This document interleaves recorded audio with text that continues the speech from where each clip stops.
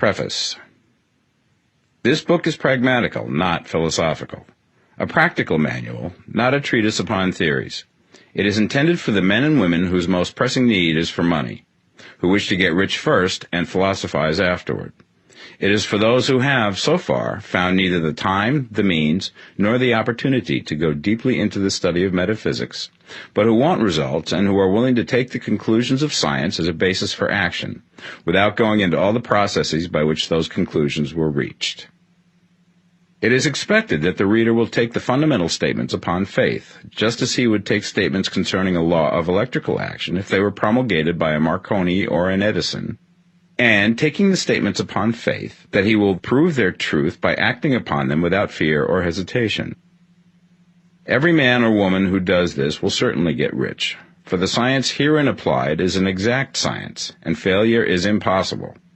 For the benefit, however, of those who wish to investigate philosophical theories and so secure a logical basis for faith, I will here cite certain authorities.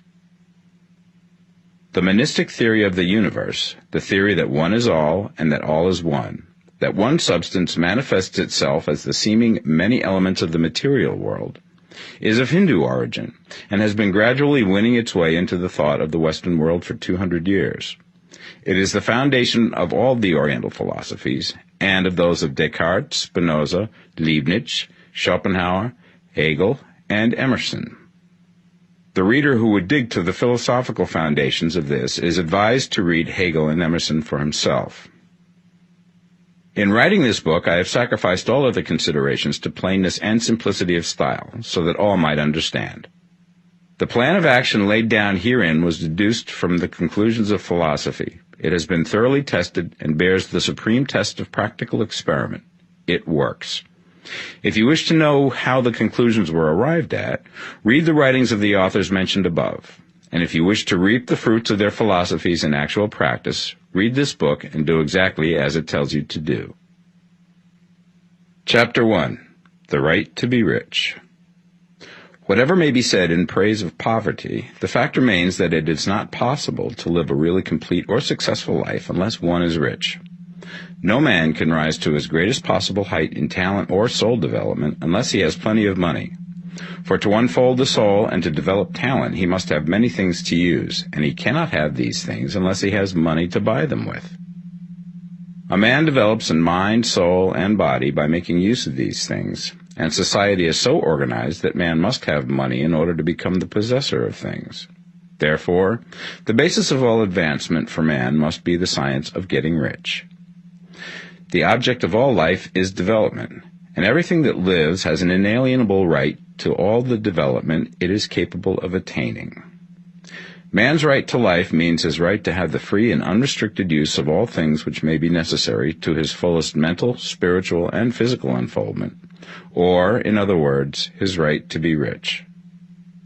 I shall not speak of riches in a figurative way. To be really rich does not mean to be satisfied or contented with a little. No man ought to be satisfied with little if he is capable of using and enjoying more. The purpose of nature is the advancement and unfoldment of life, and every man should have all that can contribute to the power, elegance, beauty, and richness of life. To be content with less is sinful. The man who owns all he wants for the living of all the life he is capable of living is rich, and no man who has not plenty of money can have all he wants. Life has advanced so far and become so complex that even the most ordinary man or woman requires a great amount of wealth in order to live in a manner that even approaches completeness. Every person naturally wants to become all that they are capable of becoming. This desire to realize innate possibilities is inherent in human nature. We cannot help wanting to be all that we can be. Success in life is becoming what you want to be. You can become what you want to be only by making use of things, and you can have the free use of things only as you become rich enough to buy them. To understand the science of getting rich is therefore the most essential of all knowledge.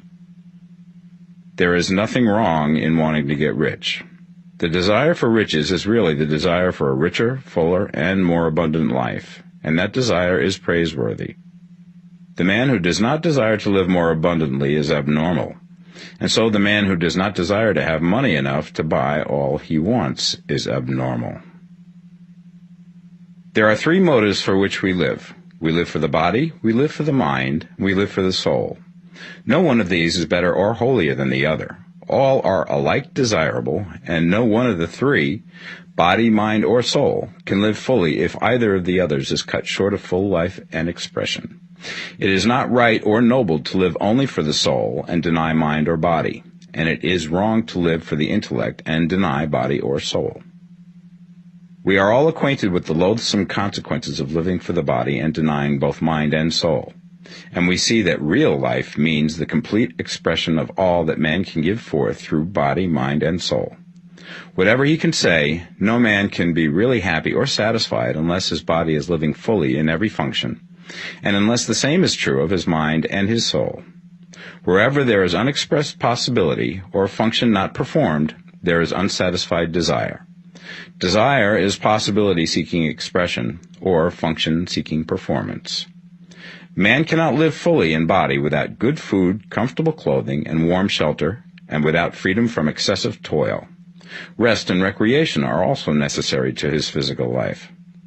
He cannot live fully in mind without books and time to study them, without opportunity for travel and observation, or without intellectual companionship. To live fully in mind, he must have intellectual recreations and must surround himself with all the objects of art and beauty he is capable of using and appreciating. To live fully in soul, man must have love, and love is denied expression by poverty. A man's highest happiness is found in the bestowal of benefits on those he loves. Love finds its most natural and spontaneous expression in giving. The man who has nothing to give cannot fill his place as a husband or father, as a citizen or as a man. It is in the use of material things that a man finds full life for his body, develops his mind, and unfolds his soul. It is therefore of supreme importance to him that he should be rich. It is perfectly right that you should desire to be rich. If you are a normal man or woman, you cannot help doing so. It is perfectly right that you should give your best attention to the science of getting rich, for it is the noblest and most necessary of all studies. If you neglect this study, you are derelict in your duty to yourself, to God, and humanity, for you can render to God and humanity no greater service than to make the most of yourself. Chapter 2. There is a science of getting rich. There is a science of getting rich, and it is an exact science, like algebra or arithmetic. There are certain laws which govern the process of acquiring riches. Once these laws are learned and obeyed by any man, he will get rich with mathematical certainty. The ownership of money and property comes as a result of doing things in a certain way. Those who do things in this certain way, whether on purpose or accidentally, get rich, while those who do not do things in this certain way, no matter how hard they work or how able they are, remain poor.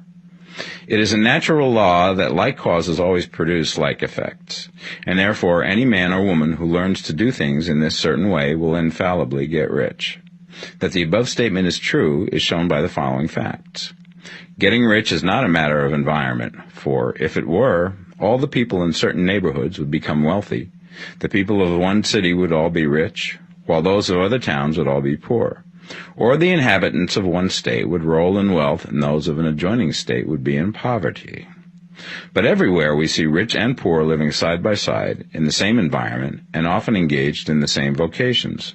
When two men are in the same locality and in the same business, and one gets rich while the other remains poor, it shows that getting rich is not primarily a matter of environment. Some environments may be more favorable than others, but when two men in the same business are in the same neighborhood, and one gets rich while the other fails, it indicates that getting rich is the result of doing things in a certain way. And further, the ability to do things in this certain way is not due solely to the possession of talent, for many people who have great talent remain poor, while others who have very little talent get rich. Studying the people who have gotten rich, we find that they are an average lot in all respects, having no greater talents and abilities than other men. It is evident that they do not get rich because they possess talents and abilities that other men have not, but because they happen to do things in a certain way.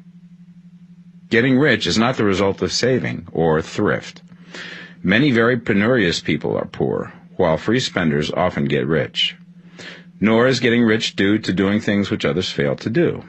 For two men in the same business often do almost exactly the same things, and one gets rich while the other remains poor or becomes bankrupt.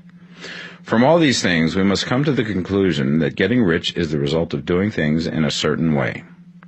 If getting rich is the result of doing things in a certain way, then any man or woman who can do things in that way can become rich, and the whole matter is brought within the domain of exact science.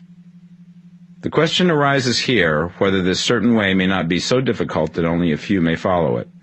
This cannot be true, as we have seen, so far as natural ability is concerned. Talented people get rich, and blockheads get rich. Intellectually brilliant people get rich, and very stupid people get rich. Physically strong people get rich, and weak and sickly people get rich. Some degree of ability to think and understand is, of course, essential. But insofar natural ability is concerned, any man or woman who has sense enough to read and understand these words can certainly get rich. Also, we have seen that it is not a matter of environment. Location counts for something. One would not go to the heart of the Sahara and expect to do successful business. Getting rich involves the necessity of dealing with men and of being where there are people to deal with. And if these people are inclined to deal in the way that you want to deal, so much the better. But that is about as far as environment goes. If anybody else in your town can get rich, so can you. And if anybody else in your state can get rich, so can you. Again, it is not a matter of choosing some particular business or profession. People get rich in every business and in every profession, while their next-door neighbors in the same vocation remain in poverty. It is true that you will do best in a business which you like and which is congenial to you. And if you have certain talents which are well developed, you will do best in a business which calls for the exercise of those talents. Also, you will do best in a business which is suited to your locality. An ice cream parlor would do better in a warm climate than in Greenland, and a salmon fishery will succeed better in the Northwest than in Florida, where there are no salmon. But aside from these general limitations, getting rich is not dependent upon your engaging in some particular business, but upon your learning to do things in a certain way. If you are now in business and anybody else in your locality is getting rich in the same business, while you are not getting rich, it is because you are not doing things in the same way that the other person is doing them. No one is prevented from getting rich by lack of capital. True, as you get capital, the increase becomes more easy and rapid, but one who has capital is already rich and does not need to consider how to become so. No matter how poor you may be, if you begin to do things in a certain way, you will begin to get rich, and you will begin to have capital. The getting of capital is a part of the process of getting rich, and it is a part of the result which invariably follows the doing of things in a certain way.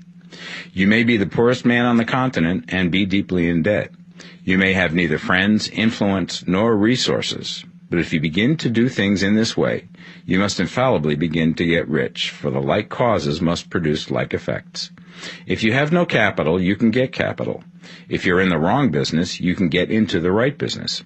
If you're in the wrong location, you can go to the right location. And you can do so by beginning in your present business and in your present location to do things in the certain way which causes success. Chapter 3. Is opportunity monopolized? No man is kept poor because opportunity has been taken away from him, because other people have monopolized the wealth and have put a fence around it. You may be shut off from engaging in business in certain lines, but there are other channels open to you. Probably it would be hard for you to get control of any of the great railroad systems. That field is pretty well monopolized. But the electric railway business is still in its infancy and offers plenty of scope for enterprise. And it will be but a very few years until traffic and transportation through the air will become a great industry, and in all its branches will give employment to hundreds of thousands and perhaps to millions of people. Why not turn your attention to the development of aerial transportation, instead of competing with J.J. Hill and others for a chance in the steam railway world? It is quite true that if you are a working man in the employ of the Steel Trust, you have very little chance of becoming the owner of the plant in which you work. But it is also true that if you will commence to act in a certain way, you can soon leave the employ of the Steel Trust. You can buy a farm from 10 to 40 acres and engage in business as a producer of foodstuffs. There is great opportunity at this time for men who will live upon small tracts of land and cultivate the same intensively. Such men will certainly get rich.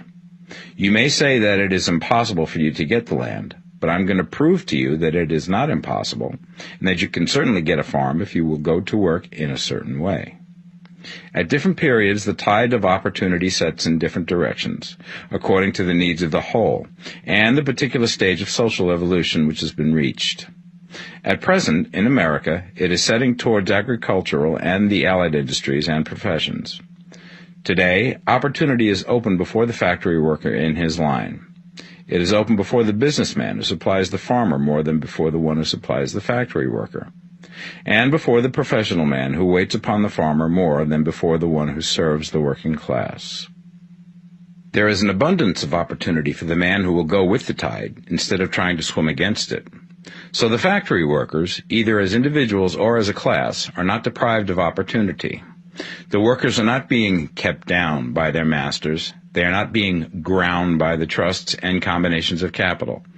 As a class, they are where they are because they do not do things in a certain way. If the workers of America chose to do so, they could follow the example of their brothers in Belgium and other countries and establish great department stores and cooperative industries.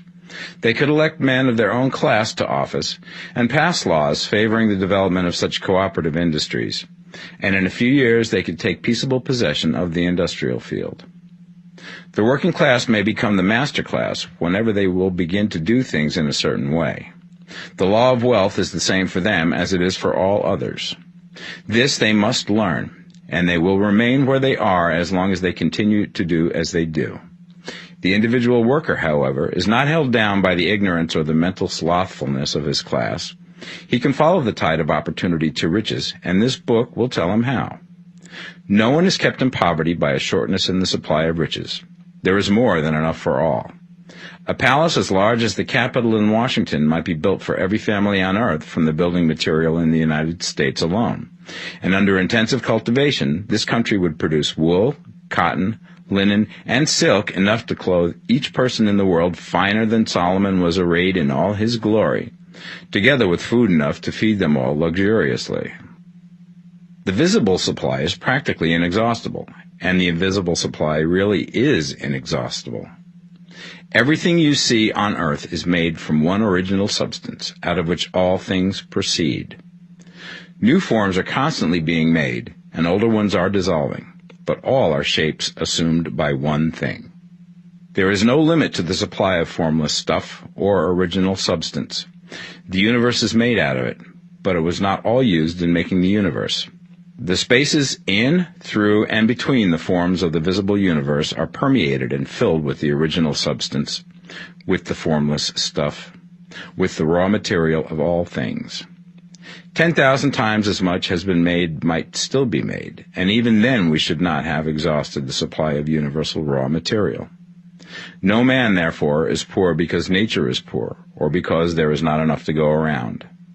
Nature is an inexhaustible storehouse of riches. The supply will never run short. Original substance is alive with creative energy and is constantly producing more forms. When the supply of building material is exhausted, more will be produced. When the soil is exhausted so that foodstuffs and materials for clothing will no longer grow upon it, it will be renewed or more soil will be made. When all the gold and silver has been dug from the earth, if man is still in such a stage of social development that he needs gold and silver, more will be produced from the formless. The formless stuff responds to the needs of man. It will not let him be without any good thing. This is true of man collectively. The race as a whole is always abundantly rich, and if individuals are poor, it is because they do not follow the certain way of doing things which makes the individual man rich. The formless stuff is intelligent. It is stuff which thinks. It is alive and is always impelled towards more life. It is the natural and inherent impulse of life to seek to live more. It is the nature of intelligence to enlarge itself, and of consciousness to seek to extend its boundaries and find fuller expression. The universe of forms has been made by formless living substance, throwing itself into form in order to express itself more fully. The universe is a great living presence, always moving inherently towards more life and fuller functioning. Nature is formed for the advancement of life. Its impelling motive is the increase of life. For this cause, everything which can possibly minister to life is bountifully provided. There can be no lack unless God is to contradict himself and nullify his own works. You are not kept poor by lack in the supply of riches. It is a fact which I shall demonstrate a little further on, that even the resources of the formless supply are at the command of the man or woman who will act and think in a certain way. Chapter 4. The first principle in the science of getting rich. Thought is the only power which can produce tangible riches from the formless substance. The stuff from which all things are made is a substance which thinks, and a thought of form in this substance produces the form. Original substance moves according to its thoughts. Every form and process you see in nature is the visible expression of a thought in original substance. As the formless stuff thinks of a form, it takes that form. As it thinks of a motion, it makes that motion. That is the way all things were created. We live in a thought world, which is part of a thought universe. The thought of a moving universe extended through formless substance, and the thinking stuff moving according to that thought, took the form of systems of planets and maintains that form. Thinking substance takes the form of its thought and moves according to that thought. Holding the idea of a circling system of suns and worlds, it takes the form of these bodies and moves them as it thinks. Thinking the form of a slow-growing oak tree, it moves accordingly and produces the tree, though centuries may be required to do the work. In creating, the formless seems to move according to the lines of motion it has established. The thought of an oak tree does not cause the instant formation of a full-grown tree, but it does start in motion the forces which will produce the tree along established lines of growth. Every thought of form held in thinking substance causes the creation of the form, but always, or at least generally, along lines of growth and action already established. The thought of a house of a certain construction, if it were impressed upon formless substance, might not cause the instant formation of the house, but it would cause the turning of creative energies already working in trade and commerce into such channels as to result in the speedy building of the house. And if there were no existing channels through which the creative energy could work, then the house would be formed directly from primal substance, without waiting for the slow processes of the organic and inorganic world. No thought of form can be impressed upon original substance without causing the creation of the form. Man is a thinking center and can originate thought. All the forms that man fashions with his hands must first exist in his thought. He cannot shape a thing until he has thought that thing. And so far, man has confined his efforts wholly to the work of his hands. He has applied manual labor to the world of forms, seeking to change or modify those already existing. He has never thought of trying to cause the creation of new forms by impressing his thoughts upon formless substance. When man has a thought form, he takes material from the forms of nature and makes an image of the form which is in his mind. He has so far made little or no effort to cooperate with formless intelligence, to work with the Father. He has not dreamed that he can do what he seeth the Father doing. Man reshapes and modifies existing forms by manual labor. He has given no attention to the question whether he may not produce things from formless substance by communicating his thoughts to it. We propose to prove that he may do so, to prove that any man or woman may do so, and to show how. As our first step, we must lay down the three fundamental propositions. First, we assert that there is one original formless stuff, or substance, from which all things are made. All the seemingly many elements are but different presentations of one element. All the many forms found in organic and inorganic nature are but different shapes, made from the same stuff. And this stuff is thinking stuff. A thought held in it produces the form of the thought. Thought, in thinking substance, produces shapes. Man is a thinking center, capable of original thought. If a man can communicate his thought to original thinking substance, he can cause the creation or formation of the thing he thinks about. To summarize this, there is the thinking stuff from which all things are made, and which, in its original state, permeates, penetrates, and fills the interspaces of the universe. A thought in this substance produces the thing that is imaged by the thought. Man can form things in his thought, and, by impressing his thought upon formless substance, can cause the thing he thinks about to be created. It may be asked if I can prove these statements, and without going into details, I answer that I can do so, both by logic and experience. Reasoning back from the phenomena of form and thought, I come to one original thinking substance. And reasoning forward from that thinking substance, I come to man's power to cause the formation of the thing he thinks about. And by experiment, I find the reasoning true. And this is my strongest proof. If one man who reads this book gets rich by doing what it tells him to do, that is evidence in support of my claim. But if every man who does what it tells him to do gets rich, that is proof positive until someone goes through the process and fails. The theory is true until the process fails, and this process will not fail. For every man who does exactly what this book tells him to do will get rich. I have said that men get rich by doing things in a certain way. And in order to do so, men must become able to think in a certain way. A man's way of doing things is the direct result of the way he thinks about things. To do things in a way that you want to do them, you will have to acquire the ability to think the way you want to think. This is the first step towards getting rich. To think what you want to think is to think truth, regardless of appearances. Every man has the natural and inherent power to think what he wants to think, but it requires far more effort to do so than it does to think the thoughts which are suggested by appearances. To think according to appearance is easy. To think truth regardless of appearances is laborious, and requires the expenditure of more power than any other work man is called upon to perform. There is no labor from which most people shrink as they do from that of sustained and consecutive thought. It is the hardest work in the world. This is especially true when truth is contrary to appearances. Every appearance in the visible world tends to produce a corresponding form in the mind which observes it, and this can only be prevented by holding the thought of the truth. To look upon the appearance of disease will produce the form of disease in your own mind and ultimately in your body, unless you hold the thought of the truth, which is that there is no disease. It is only an appearance, and the reality is health. To look upon the appearances of poverty will produce corresponding forms in your own mind, unless you hold to the truth that there is no poverty, there is only abundance. To think health when surrounded by the appearance of disease, or to think riches when in the midst of appearances of poverty, requires power, but he who acquires this power becomes a master mind. He can conquer fate. He can have what he wants. This power can only be acquired by getting hold of the basic fact which is behind all appearances, and that fact is that there is one thinking substance, from which and by which all things are made.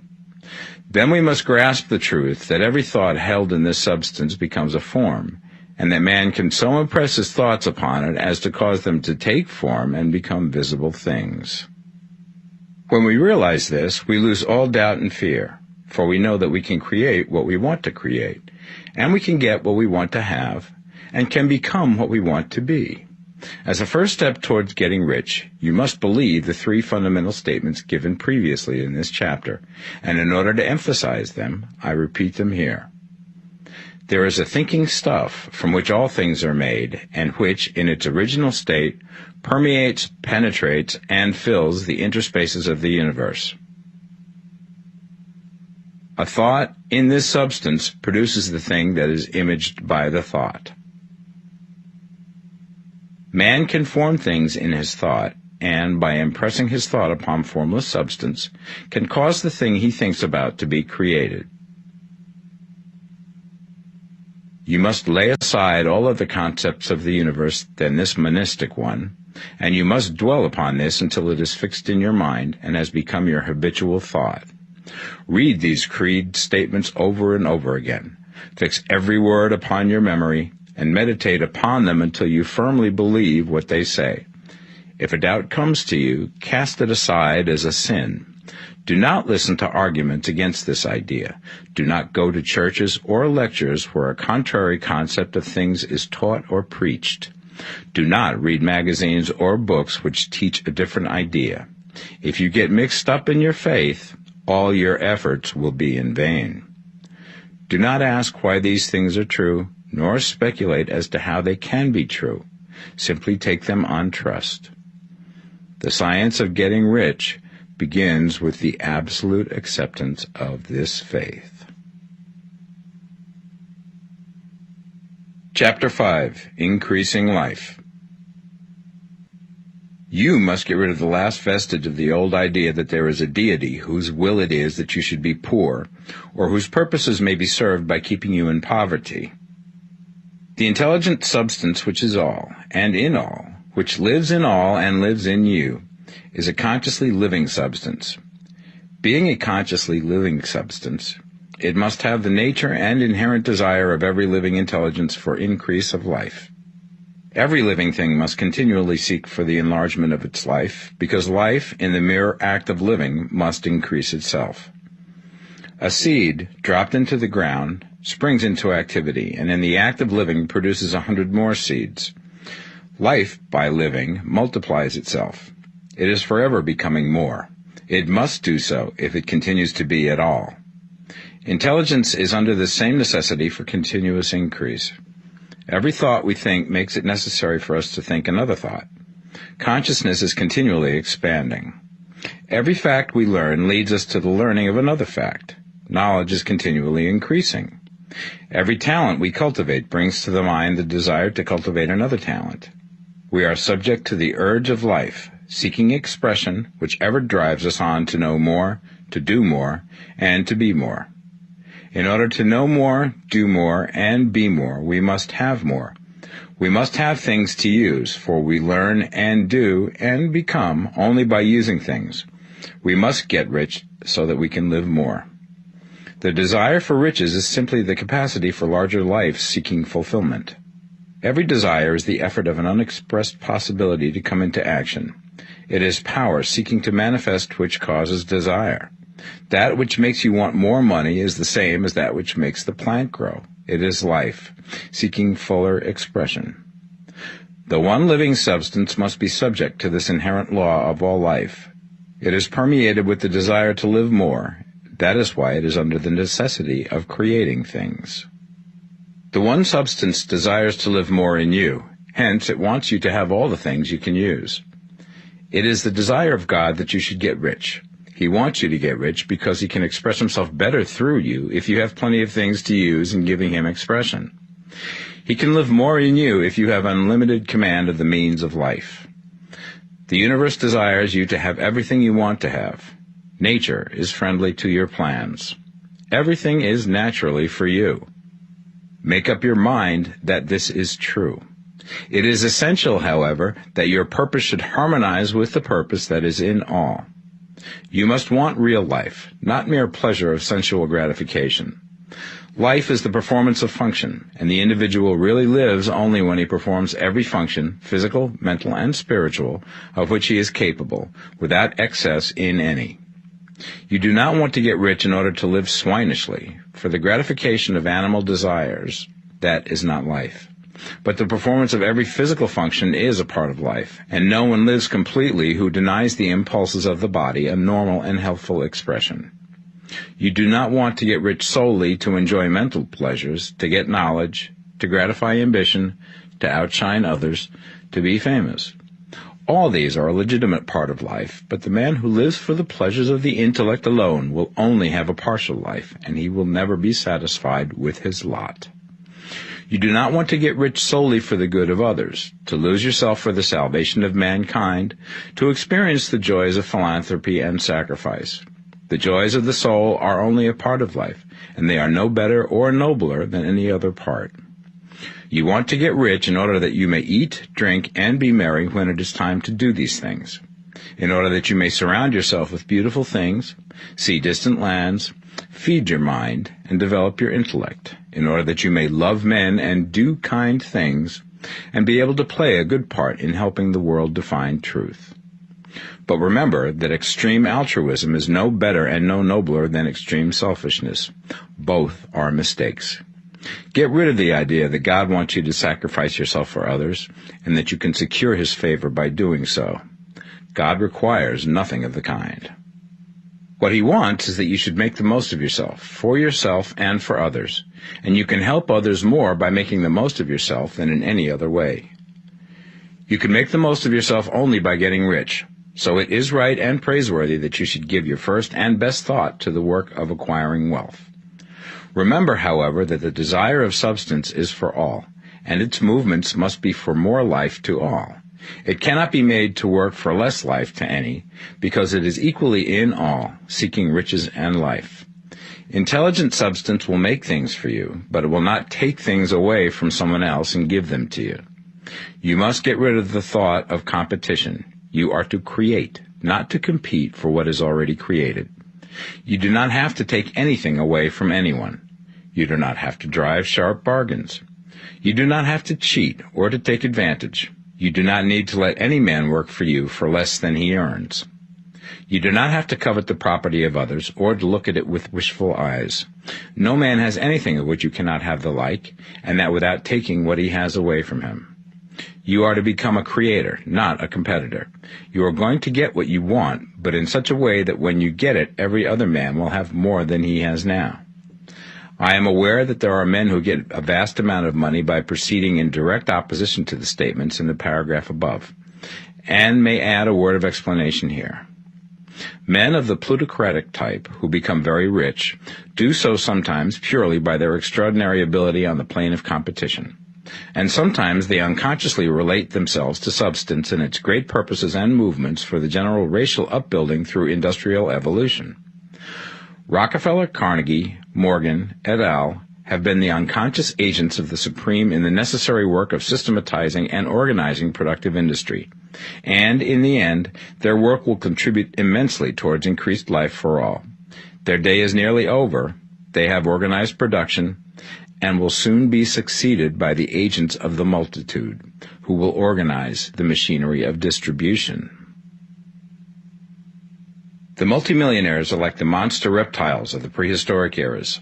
They play a necessary part in the evolutionary process, but the same power which produced them will dispose of them, and it is well to bear in mind that they have never been really rich. A record of the private lives of most of this class will show that they have really been the most abject and wretched of the poor. Riches secured on the competitive plane are never satisfactory and permanent. They are yours today and another's tomorrow. Remember, if you are to become rich in a scientific and certain way, you must rise entirely out of the competitive thought. You must never think for a moment that the supply is limited. Just as soon as you begin to think that all the money is being cornered and controlled by bankers and others, and that you must exert yourself to get laws passed to stop this process, and so on, in that moment you drop into the competitive mind, and your power to cause creation is gone for the time being. And what is worse, you will probably arrest the creative movements you have already instituted. Know that there are countless millions of dollars worth of gold in the mountains of the earth, not yet brought to light, and know that if there were not, more would be created from thinking substance to supply your needs. Know that the money you need will come, even if it is necessary for 1,000 men to be led to the discovery of new gold mines tomorrow. Never look at the visible supply. Look always at the limitless riches in formless substance, and know that they are coming to you as fast as you can receive and use them. Nobody, by cornering the visible supply, can prevent you from getting what is yours. So never allow yourself to think for an instant that all the best building spots will be taken before you get ready to build your house, unless you hurry. Never worry about the trusts and combines, and get anxious for fear that they will soon come to own the whole earth. Never get afraid that you will lose what you want because some other person beat you to it. That cannot possibly happen. You are not seeking anything that is possessed by anybody else. You are causing what you want to be created from formless substance, and the supply is without limits. Stick to the formulated statement. There is a thinking stuff from which all things are made, and which, in its original state, permeates, penetrates, and fills the interspaces of the universe. A thought in this substance produces the thing that is imaged by the thought. Man can form things in his thought, and by impressing his thought upon formless substance, can cause the thing he thinks about to be created. Chapter 6. How Riches Come to You. When I say that you do not have to drive sharp bargains, I do not mean that you do not have to drive any bargains at all, or that you are above the necessity for having any dealings with your fellow men.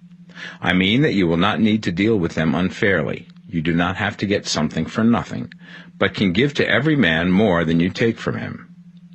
You cannot give every man more in cash market value than you take from him, but you can give him more in use value than the cash value of the thing you take from him. The paper, ink, and other material in this book may not be worth the money you pay for it, but if the ideas suggested by it bring you thousands of dollars, you have not been wronged by those who sold it to you. They have given you a great use value for a small cash value. Let us suppose that I own a picture by one of the great artists, which in any civilized community is worth thousands of dollars. I take it to Baffin Ray, and by salesmanship induce an Eskimo to give a bundle of furs worth $500 for it. I have really wronged him, for he has no use for the picture. It has no value to him. It will not add to his life. But suppose I give him a gun worth $50 for his furs. Then he has made a good bargain. He has use for the gun. It will get him many more furs and much food. It will add to his life in every way. It will make him rich.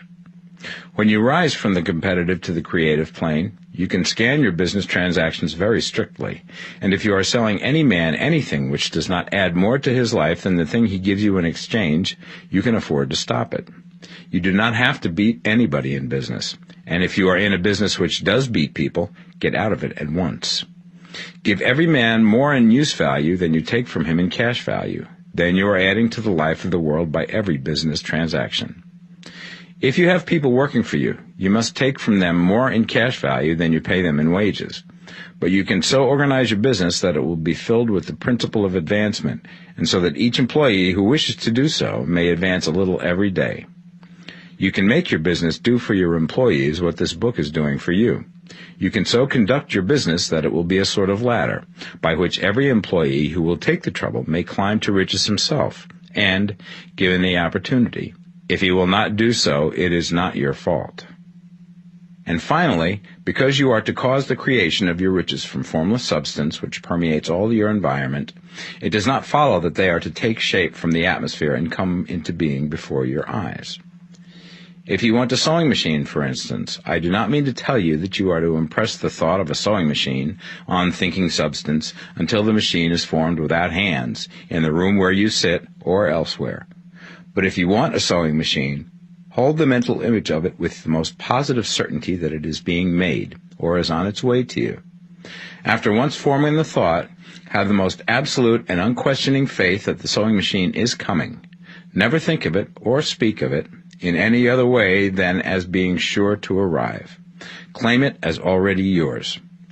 It will be brought to you by the power of the Supreme Intelligence, acting upon the minds of men. If you live in Maine, it may be that a man will be brought from Texas or Japan to engage in some transaction which will result in your getting what you want. If so, the whole matter will be as much to that man's advantage as it is to yours. Do not forget for a moment that the thinking substance is through all, in all, communicating with all, and can influence all. The desire of thinking substance for a fuller life and better living has caused the creation of all the sewing machines already made, and it can cause the creation of millions more, and will, whenever men set it in motion by desire and faith, and by acting in a certain way. You can certainly have a sewing machine in your house, and it is just as certain that you can have any other thing or things which you want, and which you will use for the advancement of your own life and the lives of others. You need not hesitate about asking largely. It is your Father's pleasure to give you the kingdom, said Jesus. Original substance wants to live all that is possible in you, and wants you to have all that you can or will use for the living of the most abundant life. If you fix upon your consciousness the fact that the desire you feel for the possession of riches is one with a desire of omnipotence for more complete expression, your faith becomes invincible. Once I saw a little boy sitting at a piano, and vainly tried to bring harmony out of the keys, and I saw that he was grieved and provoked by his inability to play real music. I asked him the cause of his vexation, and he answered, "I can feel the music in me, but I can't make my hands go right." The music in him was the urge of original substance, containing all the possibilities of all life. All that there is of music was seeking expression through the child. God, the one substance, is trying to live and do and enjoy things through humanity. He is saying, I want hands to build wonderful structures, to play divine harmonies, to paint glorious pictures. I want feet to run my errands, eyes to see my beauties, tongues to tell mighty truths and to sing marvelous songs, and so on. All that there is of possibility is seeking expression through men. God wants those who can play music to have pianos and every other instrument, and to have the means to cultivate their talents to the fullest extent. He wants those who can appreciate beauty to be able to surround themselves with beautiful things. He wants those who can discern truth to have every opportunity to travel and observe. He wants those who can appreciate dress to be beautifully clothed, and those who can appreciate good food to be luxuriously fed. He wants all these things because it is himself that enjoys and appreciates them. It is God who wants to play and sing and enjoy beauty and proclaim truth and wear fine clothes and eat good food. It is God that worketh in you to will and to do, said Paul. The desire you feel for riches is the infinite, seeking to express himself in you as he sought to find expression in the little boy at the piano. So you need not hesitate to ask largely. Your part is to focalize and express the desire to God. This is a difficult point with most people. They retain some of the old idea that poverty and self-sacrifice are pleasing to God. They look upon poverty as a part of the plan, a necessity of nature. They have the idea that God has finished his work and made all that he can make, and that the majority of men must stay poor because there is not enough to go around. They hold to so much of this erroneous thought that they feel ashamed to ask for wealth. They try not to want more than a very modest competence, just enough to make them fairly comfortable. I recall now the case of one student who was told that he must get in mind a clear picture of the things he desired, so that the creative thought of them might be impressed upon formless substance. He was a very poor man, living in a rented house, and having only what he earned from day to day, and he could not grasp the fact that all wealth was his. So, after thinking the matter over, he decided that he might reasonably ask for a new rug for the floor of his best room, and an anthracite coal stove to heat the house during the cold weather. Following the instructions given in this book, he obtained these things in a few months, and then it dawned upon him that he had not asked enough. He went through the house in which he lived, and planned all the improvements he would like to make in it. He mentally added a bay window here and a room there, until it was complete in his mind as an ideal home, and then he planned its furnishings. Holding the whole picture in his mind, he began living in the certain way, and moving towards what he wanted, and he now owns the house, and is rebuilding it after the form of his mental image. And now, with still larger faith, he is going to get greater things. It has been unto him according to his faith, and it is so with you and with all of us. Chapter 7. Gratitude. The illustrations given in the last chapter will have conveyed the fact that the first step towards getting rich is to convey the idea of your wants to the formless substance. This is true, and you will see that in order to do so, it becomes necessary to relate yourself to the formless intelligence in a harmonious way. To secure this harmonious relation is a matter of such primary and vital importance that I shall give some space to its discussion here, and give you instructions which, if you will follow them, will be certain to bring you into perfect unity of mind with God. The whole process of mental adjustment and atonement can be summed up in one word: gratitude. First, you believe that there is one intelligent substance from which all things proceed. Second, you believe that this substance gives you everything you desire. And third, you relate yourself to it by a feeling of deep and profound gratitude. Many people who order their lives rightly in all other ways are kept in poverty by their lack of gratitude. Having received one gift from God, they cut the wires which connect them with Him by failing to make acknowledgement. It is easy to understand that the nearer we live to the source of wealth, the more wealth we shall receive. And it is easy also to understand that the soul that is always grateful lives in closer touch with God than the one which never looks to Him in thankful acknowledgement. The more gratefully we fix our minds on the Supreme when good things come to us, the more good things we will receive, and the more rapidly they will come. And the reason simply is that the mental attitude of gratitude draws the mind into closer touch with the source from which the blessings come. If it is a new thought to you that gratitude brings your whole mind into closer harmony with the creative energies of the universe, consider it well, and you will see that it is true. The good things you already have come to you along the line of obedience to certain laws. Gratitude will lead your mind out along the ways by which things come, and it will keep you in close harmony with creative thought and prevent you from falling into competitive thought. Gratitude alone can keep you looking towards the all and prevent you from falling into the error of thinking of the supply as limited, and to do that would be fatal to your hopes. There is a law of gratitude, and it is absolutely necessary that you should observe the law if you are to get the results you seek. The law of gratitude is the natural principle that action and reaction are always equal and in opposite directions. The grateful outreaching of your mind in thankful praise to the Supreme is a liberation or expenditure of force. It cannot fail to reach that to which it is addressed, and the reaction is an instantaneous movement towards you. Draw nigh unto God, and he will draw nigh unto you. That is a statement of psychological truth. And if your gratitude is strong and constant, the reaction in formless substance will be strong and continuous. The movement of the things you want will always be towards you. Notice the grateful attitude that Jesus took. How he always seemed to be saying, I thank thee, Father, that thou hearest me. You cannot exercise much power without gratitude, for it is gratitude that keeps you connected with power.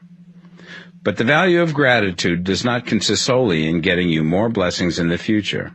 Without gratitude, you cannot long keep from dissatisfied thought regarding things as they are. The moment you permit your mind to dwell with dissatisfaction upon things as they are, you begin to lose ground.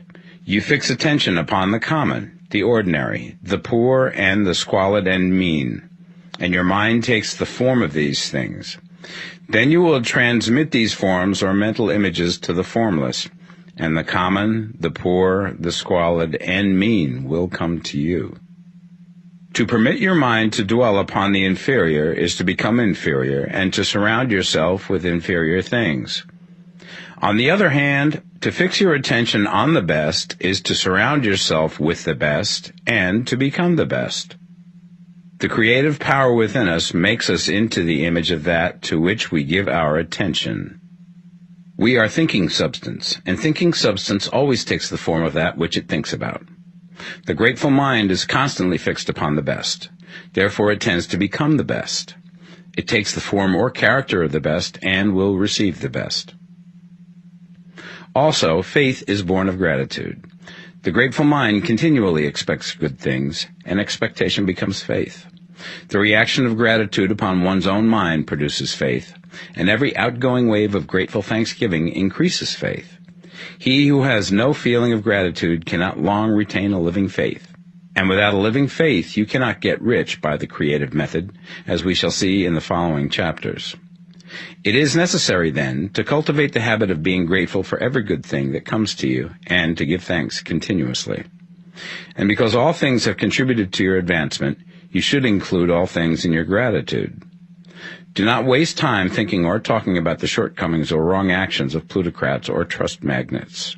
Their organization of the world has made your opportunity. All you get really comes to you because of them. Do not rage against corrupt politicians. If it were not for politicians, we should fall into anarchy, and your opportunity would be greatly lessened. God has worked a long time and very patiently to bring us up to where we are in industry and government, and he is going right on with his work. There is not the least doubt that he will do away with plutocrats, trust magnates, captains of industry, and politicians as soon as they can be spared. But in the meantime, behold, they are all very good. Remember that they are all helping to arrange the lines of transmission along which your riches will come to you, and be grateful to them all. This will bring you into harmonious relations with the good in everything, and the good in everything will move toward you.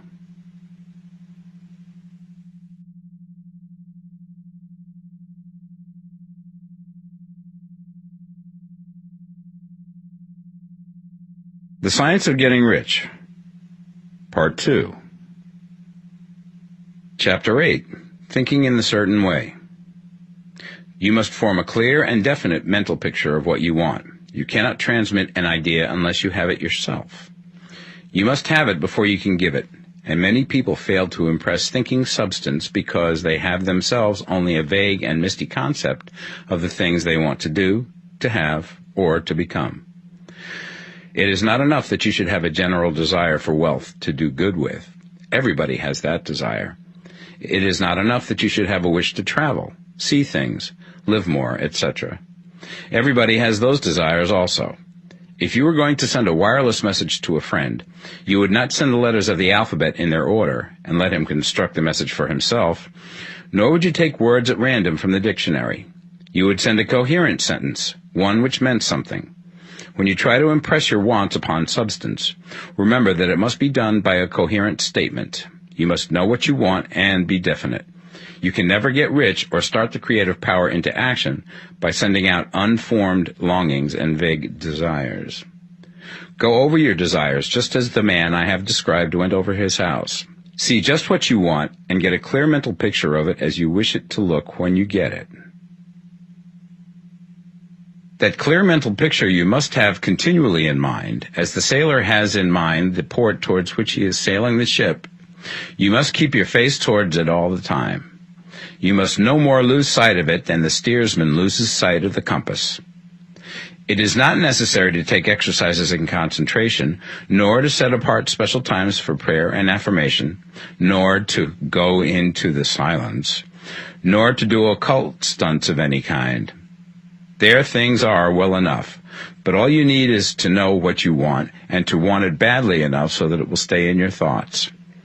Spend as much of your leisure time as you can in contemplating your picture, but no one needs to take exercises to concentrate his mind on a thing which he really wants. It is the things you do not really care about which require effort to fix your attention upon them. And unless you really want to get rich, so that the desire is strong enough to hold your thoughts directly to the purpose, as the magnetic pole holds the needle of the compass, it will hardly be worthwhile for you to try to carry out the instructions given in this book. The methods herein set forth are for people whose desire for riches is strong enough to overcome mental laziness and the love of ease, and make them work. The more clear and definite you make your pictures then, and the more you dwell upon it, bringing out all of its delightful details, the stronger your desire will be. And the stronger your desire, the easier it will be to hold your mind fixed upon the picture of what you want. Something more is necessary, however, than merely to see the picture clearly. If that is all you do, you are only a dreamer, and will have little or no power for accomplishment. Behind your clear vision must be the purpose to realize it, to bring it out in tangible expression. And behind this purpose must be an invincible and unwavering faith that the thing is already yours, that it is at hand, and you have only to take possession of it. Live in the new house mentally until it takes form around you physically. In the mental realm, enter at once into full enjoyment of the things you want. Whatsoever things ye ask for when ye pray, believe that ye receive them, and ye shall have them, said Jesus. See the things you want as if they were actually around you all the time. See yourself as owning and using them. Make use of them in imagination, just as you will use them when they are your tangible possessions. Dwell upon your mental picture until it is clear and distinct, and then take the mental attitude of ownership towards everything in that picture. Take possession of it in mind, in the full faith that it is actually yours. Hold to this mental ownership. Do not waver for an instant in the faith that it is real. And remember what was said in the preceding chapter about gratitude. Be as thankful for it all the time as you expect to be when it has taken form. The man who can sincerely thank God for the things which as yet he owns only in imagination has real faith. He will get rich. He will cause the creation of whatsoever he wants.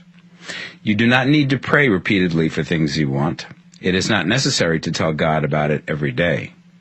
Use not vain repetitions as the heathens do, said Jesus to his pupils. For your Father knoweth that ye have need of these things before ye ask him. Your part is to intelligently formulate your desires for the things which make for a larger life, and to get these desires arranged into a coherent whole, and then to impress this whole desire upon the formless substance, which has the power and the will to bring you what you want. You do not make this impression by repeating strings of words. You make it by holding the vision with unshakable purpose to attain it, and with steadfast faith that you do attain it. The answer to your prayer is not according to your faith while you are talking, but according to your faith while you are working. You cannot impress the mind of God by having a special Sabbath day set apart to tell him what you want, and then forgetting him during the rest of the week. You cannot impress him by having special hours to go into your closet and pray, if you then dismiss the matter from your mind until the hour of prayer comes again. Oral prayer is well enough, and has its effect, especially upon yourself, in clarifying your vision and strengthening your faith. But it is not your oral petitions which get you what you want. In order to get rich, you do not need a sweet hour of prayer. You need to pray without ceasing. And by prayer I mean holding steadily to your vision, with the purpose to cause its creation into solid form, and the faith that you are doing so. Believe that ye receive them. The whole matter turns on receiving, once you have clearly formed your vision. When you have formed it, it is well to make an oral statement, addressing the Supreme in reverent prayer. And from that moment you must, in mind, receive what you ask for. Live in the new house, wear the fine clothes, ride in the automobile, go on the journey, and confidently plan for greater journeys. Think and speak of all things you have asked for in terms of actual present ownership. Imagine an environment and a financial condition exactly as you want them, and live all the time in that imaginary environment and financial condition. Mind, however, that you do not do this as a mere dreamer and castle builder. Hold to the faith that the imaginary is being realized, and to the purpose to realize it. Remember that it is faith and purpose in the use of imagination which makes the difference between the scientist and the dreamer. And having learned this fact, it is here that you must learn the proper use of the will. Chapter 9. How to Use the Will. To set about getting rich in a scientific way, you do not try to apply your willpower to anything outside of yourself. You have no right to do so anyway. It is wrong to apply your will to other men and women in order to get them to do what you wish done. It is as flagrantly wrong to coerce people by mental power as it is to coerce them by physical power. If compelling people by physical force to do things for you reduces them to slavery, compelling them by mental means accomplishes exactly the same thing. The only difference is in methods. If taking things from people by physical force is robbery, then taking things by mental force is robbery also. There is no difference in principle. You have no right to use your willpower upon another person, even for his own good, for you do not know what is for his good. The science of getting rich does not require you to apply power or force to any other person in any way whatsoever. There is not the slightest necessity for doing so. Indeed, any attempt to use your will upon others will only tend to defeat your purpose. You do not need to apply your will to things in order to compel them to come to you. That would simply be trying to coerce God, and would be foolish and useless, as well as irreverent. You do not have to compel God to give you good things, any more than you have to use your willpower to make the sun rise.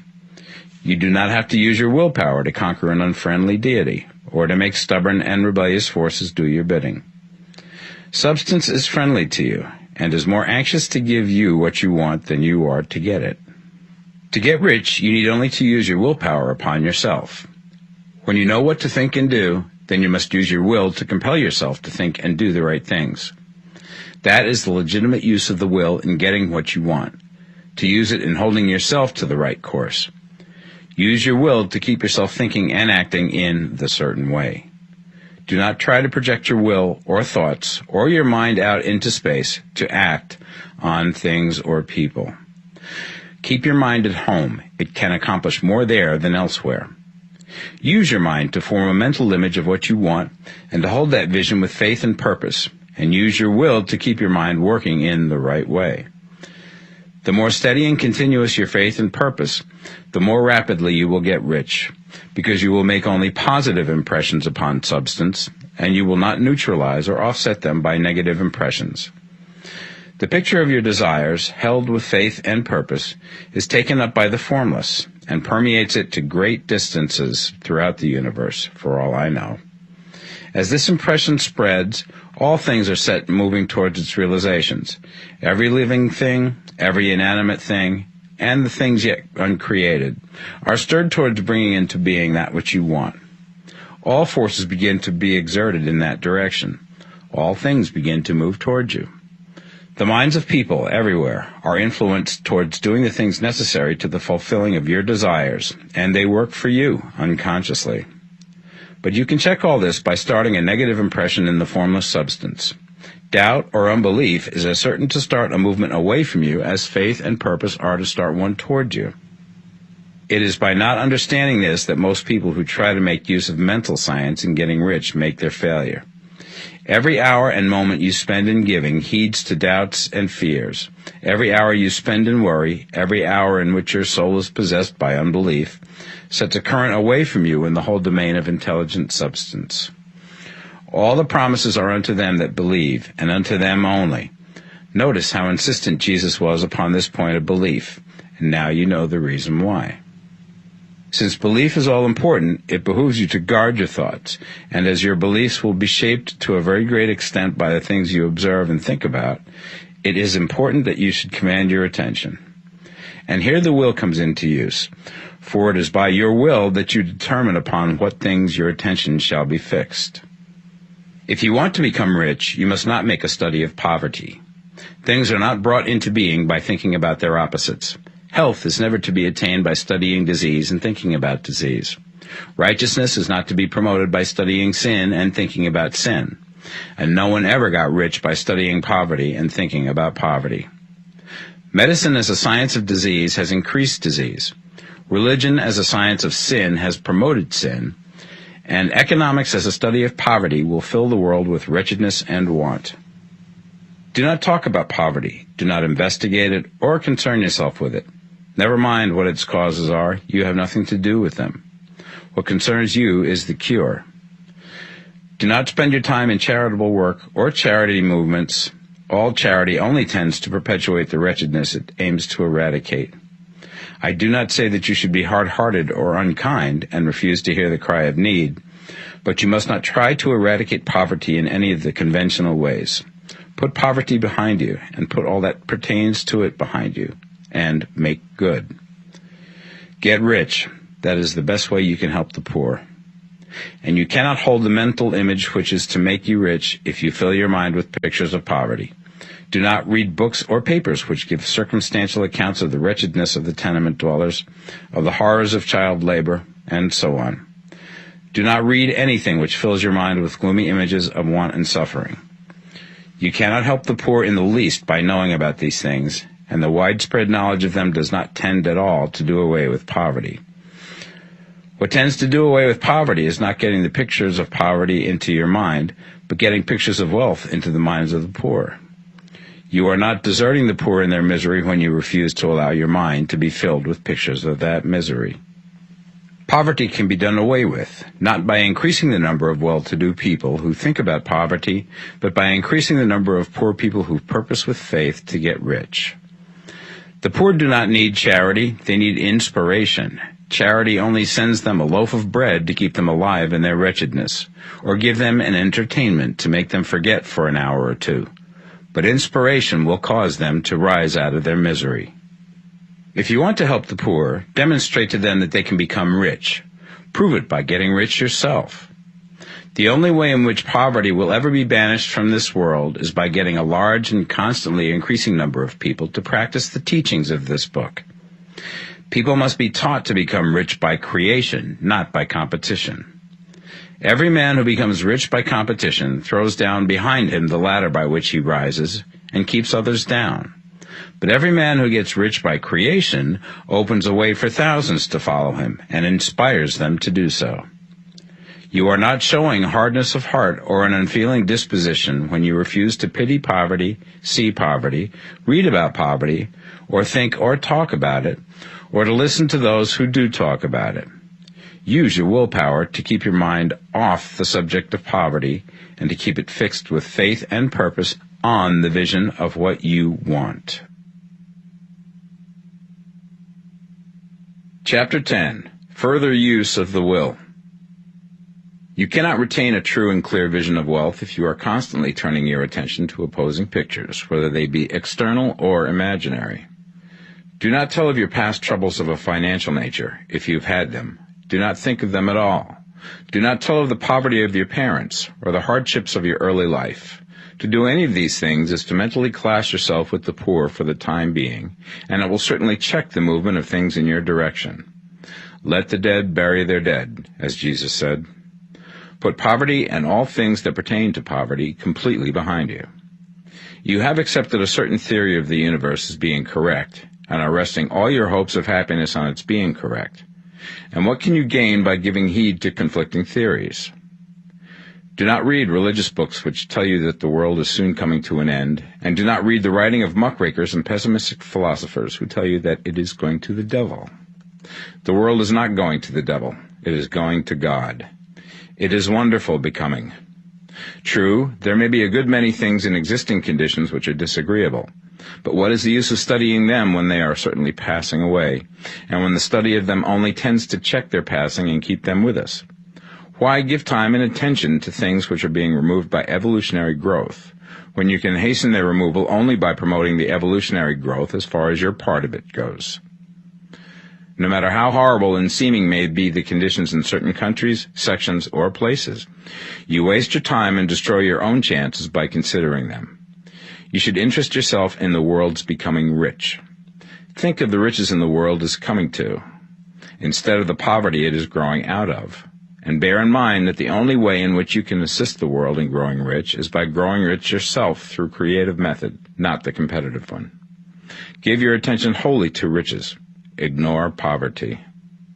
Whenever you think or speak of those who are poor, think and speak of them as those who are becoming rich, as those who are to be congratulated rather than pitied. Then they and others will catch the inspiration and begin to search for the way out.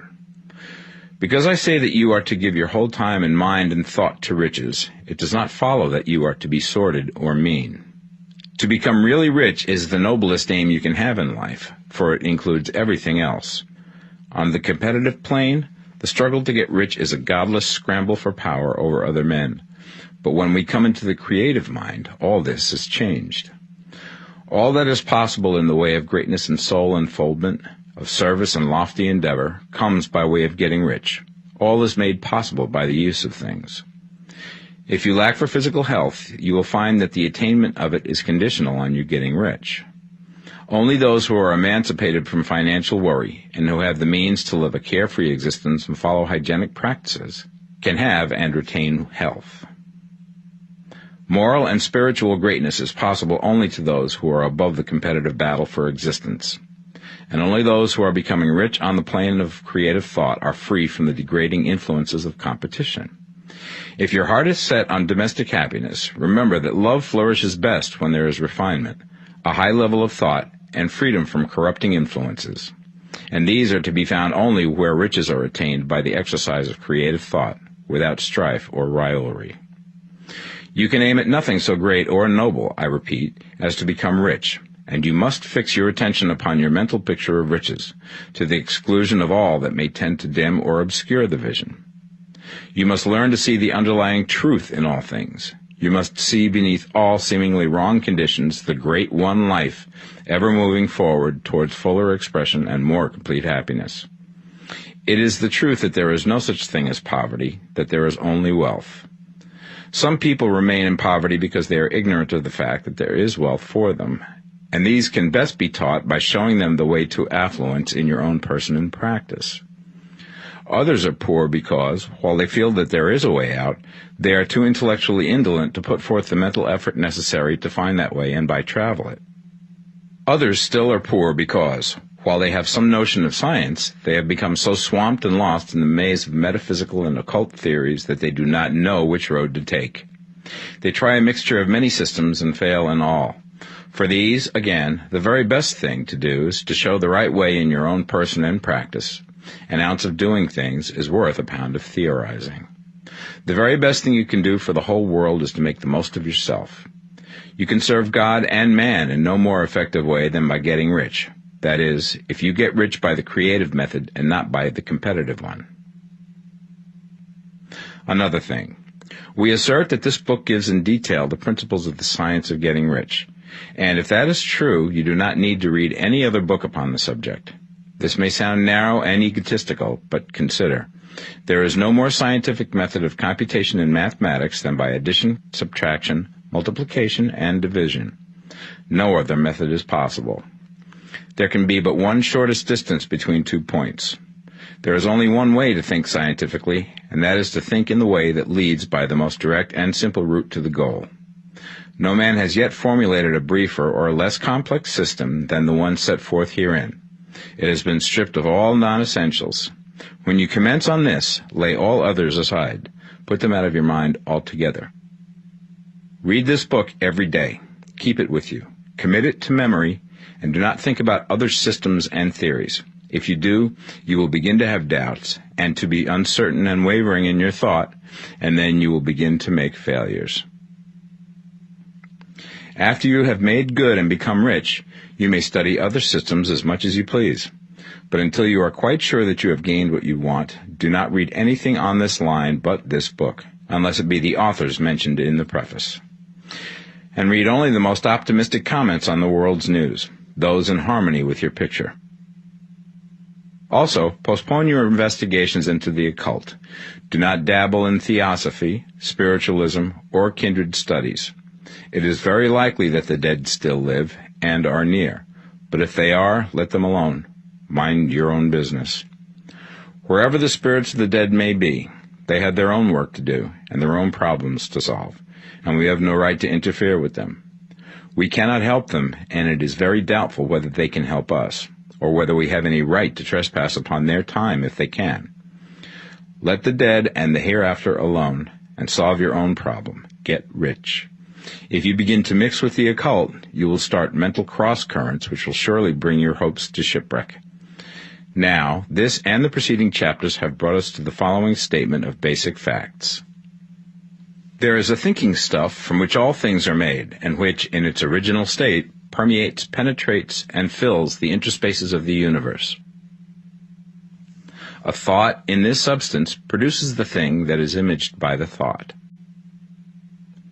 Man can form things in his thought, and, by impressing his thought upon formless substance, can cause the thing he thinks about to be created. In order to do this, man must pass from the competitive to the creative mind. He must form a clear mental picture of the things he wants, and hold this picture in his thoughts with the fixed purpose to get what he wants, and the unwavering faith that he does get what he wants, closing his mind against all that may tend to shake his purpose, dim his vision, or quench his faith. And in addition to all this, we shall now see that he must live and act in a certain way. Chapter 11. Acting in the Certain Way. Thought is the creative power, or the impelling force which causes the creative power to act.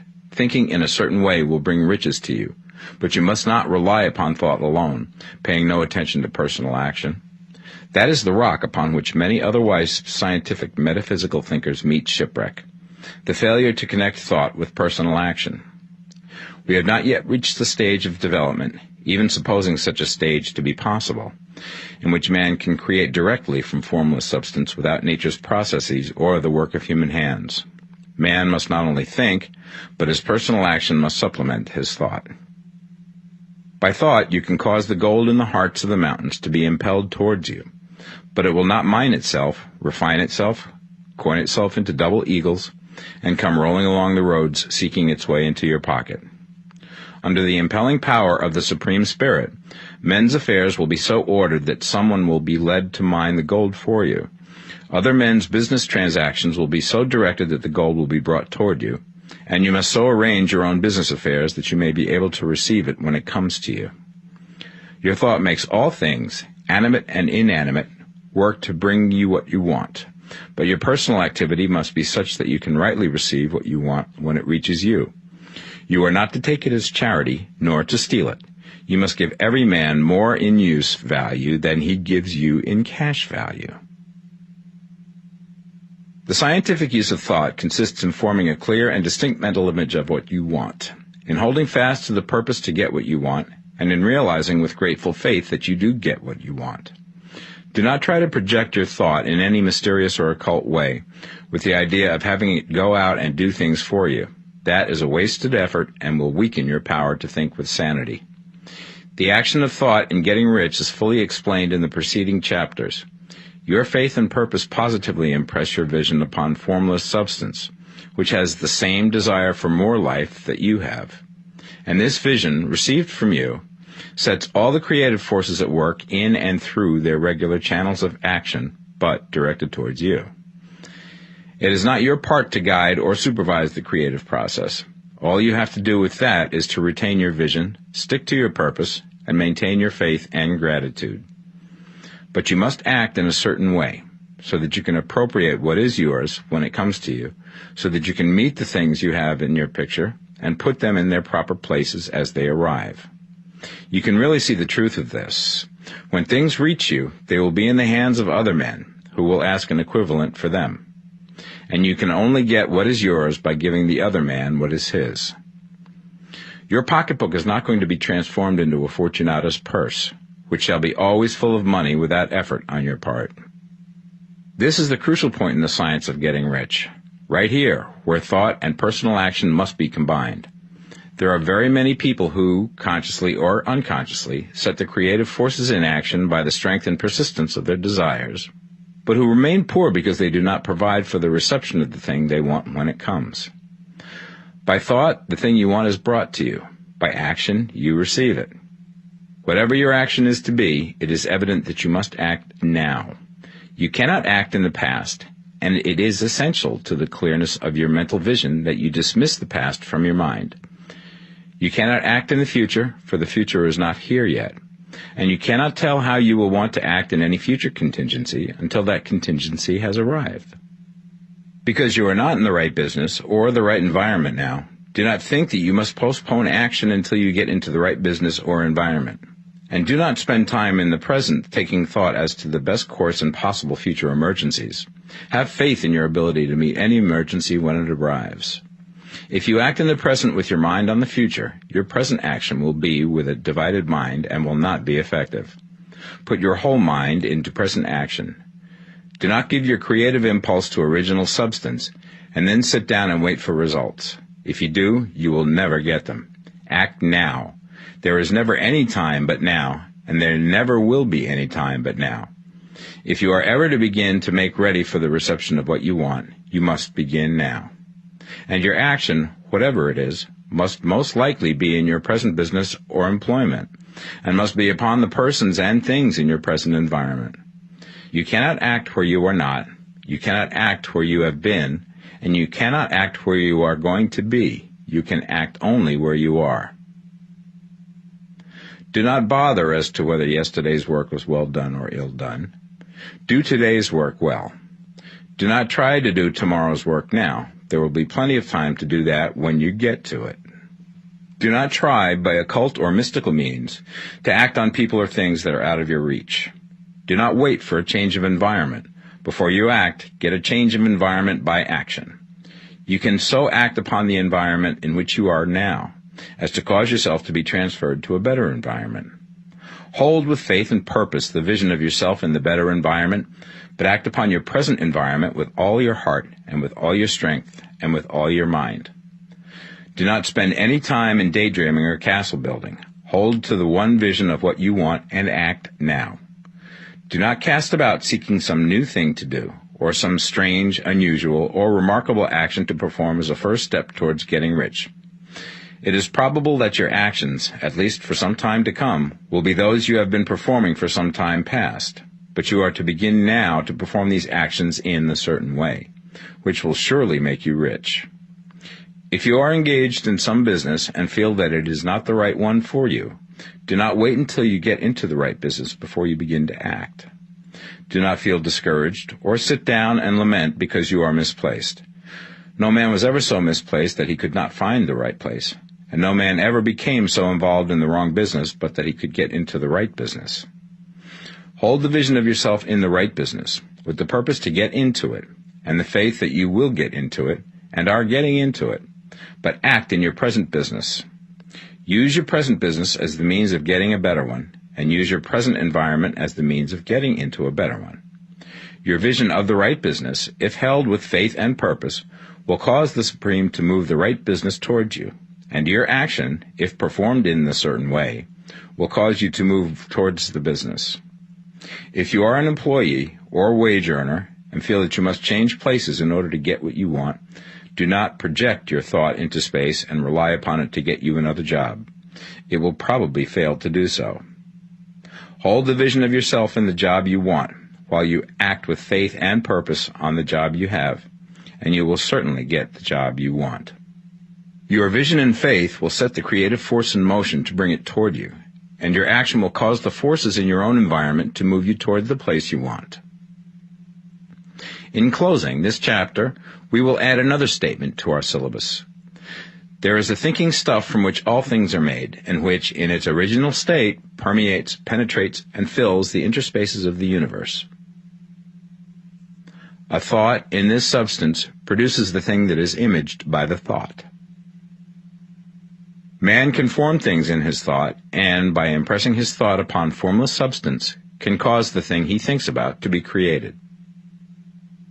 In order to do this, man must pass from the competitive to the creative mind. He must form a clear mental picture of the thing he wants, and hold this picture in his thoughts with the fixed purpose to get what he wants, and the unwavering faith that he does get what he wants, closing his mind to all that may tend to shake his purpose, dim his vision, or quench his faith. That he may receive what he wants when it comes, man must act now upon the people and things in his present environment.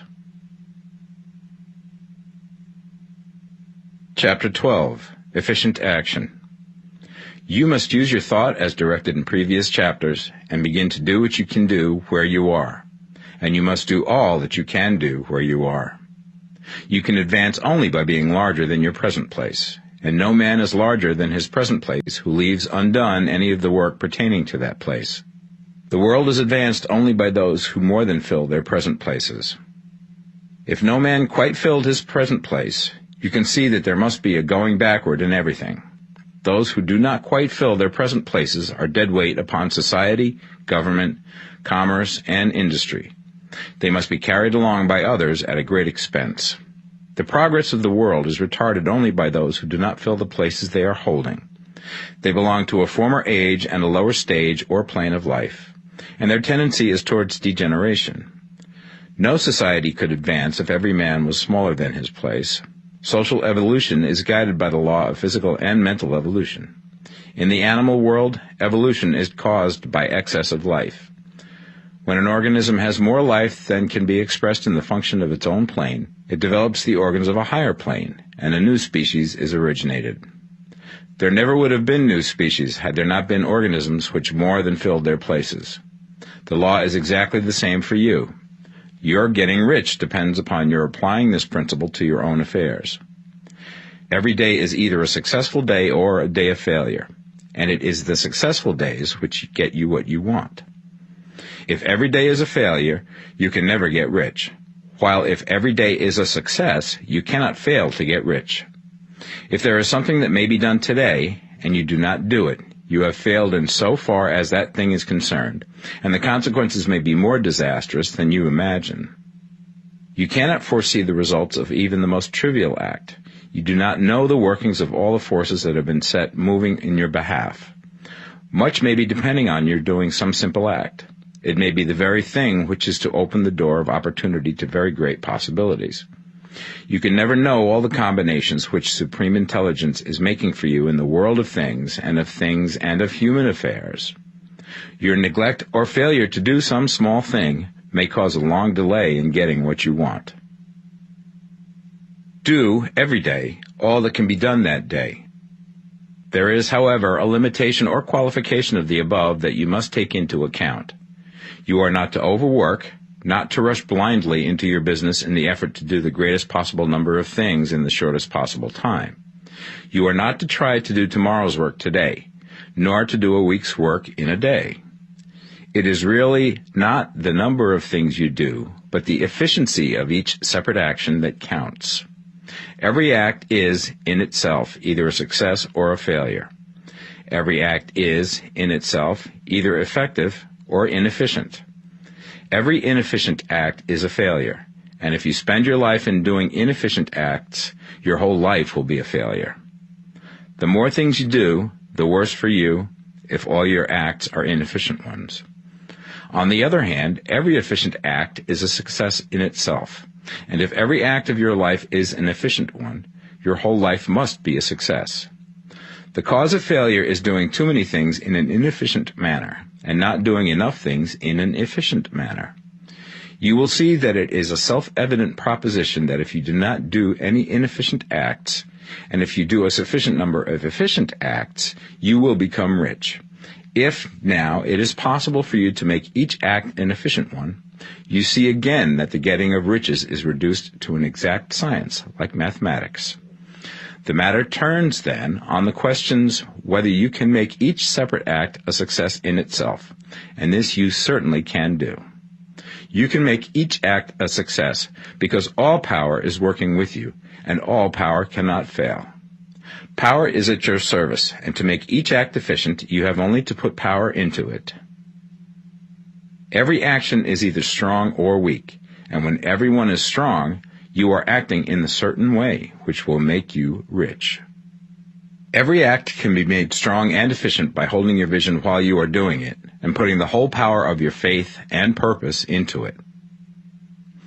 It is at this point that the people fail who separate mental power from personal action. They use the power of the mind in one place and at one time, and they act in another place at another time. So their acts are not successful in themselves. Too many of them are inefficient. But if all power goes into every act, no matter how commonplace, every act will be a success in itself. And as in the nature of things, every success opens the way to other successes, your progress towards what you want and the progress of what you want toward you will become increasingly rapid. Remember that successful action is cumulative in its results. Since the desire for more life is inherent in all things, when a man begins to move towards larger life, more things attach themselves to him, and the influence of his desire is multiplied. Do, every day, all that you can do that day, and do each act in an efficient manner. In saying that you must hold your vision while you are doing each act, however trivial or commonplace, I do not mean to say that it is necessary at all times to see the vision distinctly to its smallest details. It should be the work of your leisure hours to use your imagination on the details of your vision, and to contemplate them until they are firmly fixed upon memory. If you wish speedy results, spend practically all your spare time in this practice. By continuous contemplation, you will get the picture of what you want, even to the smallest details, so firmly fixed upon your mind and so completely transferred to the mind of formless substance, that in your working hours you need only to mentally refer to the picture to stimulate your faith and purpose, and cause your best effort to be put forth. Contemplate your picture in your leisure hours until your consciousness is so full of it that you can grasp it instantly. You will become so enthused with its bright promises that the mere thought of it will call forth the strongest energies of your whole being. Let us again repeat our syllabus, and by slightly changing the closing statements, bring it to the point we have now reached. There is a thinking stuff from which all things are made, and which, in its original state, permeates, penetrates, and fills the interspaces of the universe. A thought in this substance produces the thing that is imaged by the thought. Man can form things in his thought, and, by impressing his thought upon formless substance, can cause the thing he thinks about to be created. In order to do this, man must pass from competitive to the creative mind. He must form a clear mental picture of the thing he wants, and do, with faith and purpose, all that can be done each day, doing each separate thing in an efficient manner. Chapter 13. Getting into the right business. Success in any particular business depends for one thing upon your possessing in a well-developed state the faculties required in that business. Without good musical faculty, no one can succeed as a teacher of music. Without well-developed mechanical faculties, no one can achieve great success in any of the mechanical trades. Without tact and the commercial faculties, no one can succeed in the mercantile pursuits. But to possess in a well-developed state the faculties required in your particular vocation does not ensure getting rich. There are musicians who have remarkable talent and who yet remain poor. There are blacksmiths, carpenters, and so on who have excellent mechanical ability, but who do not get rich. And there are merchants with good faculties for dealing with men who nevertheless fail. The different faculties are tools. It is essential to have good tools, but it is also essential that the tools should be used in the right way. One man can take a sharp saw, a square, a good plane, and so on, and build a handsome article of furniture. Another man can take the same tools and set to work to duplicate the article, but his production will be a botch. He does not know how to use good tools in a successful way. The various faculties of your mind are the tools with which you must do the work which is to make you rich. It will be easier for you to succeed if you get into a business for which you are well equipped with mental tools. Generally speaking, you will do best in that business which will use your strongest faculties, the one for which you are naturally best fitted. But there are limitations to this statement also. No man should regard his vocation as being irrevocably fixed by the tendencies with which he was born. You can get rich in any business, for if you have not the right talent you can develop that talent. It merely means that you will have to make your tools as you go along, instead of confining yourself to the use of those with which you were born. It will be easier for you to succeed in a vocation for which you already have the talent in a well-developed state, but you can succeed in any vocation, for you can develop any rudimentary talent, and there is no talent of which you have not at least the rudiment. You will get rich most easily in point of effort if you do that for which you are best fitted, but you will get rich most satisfactorily if you do that which you want to do. Doing what you want to do is life, and there is no real satisfaction in living if we are compelled to be forever doing something which we do not like to do, and can never do what we want to do. And it is certain that you can do what you want to do. The desire to do it is proof that you have within you the power which can do it. Desire is a manifestation of power. The desire to play music is the power which can play music seeking expression and development. The desire to invent mechanical devices is the mechanical talent seeking expression and development. When there is no power, either developed or undeveloped, to do a thing, there is never any desire to do that thing. And where there is strong desire to do a thing, it is certain proof that the power to do it is strong, and only requires to be developed and applied in the right way. All things else being equal, it is best to select a business for which you have the best developed talent. But if you have a strong desire to engage in any particular line of work, you should select that work as the ultimate end at which you aim. You can do what you want to do, and it is your right and privilege to follow the business or avocation which will be most congenial and pleasant. You are not obliged to do what you do not like to do, and should not do it except as a means to bring you to the doing of the thing you want to do. If there are past mistakes whose consequences have placed you in an undesirable business or environment, you may be obliged for some time to do what you do not like to do. If you feel that you are not in the right vocation, do not act too hastily in trying to get into another one. The best way, generally, to change business or environment is by growth. Do not be afraid to make a sudden and radical change if the opportunity is presented, and you feel after careful consideration that it is the right opportunity. But never take sudden or radical action when you are in doubt as to the wisdom of doing so. There is never any hurry on the creative plane, and there is no lack of opportunity. When you get out of the competitive mind, you will understand that you never need to act hastily. No one else is going to beat you to the thing you want to do. There is enough for all. If one space is taken, another and a better one will be opened for you a little further on. There is plenty of time.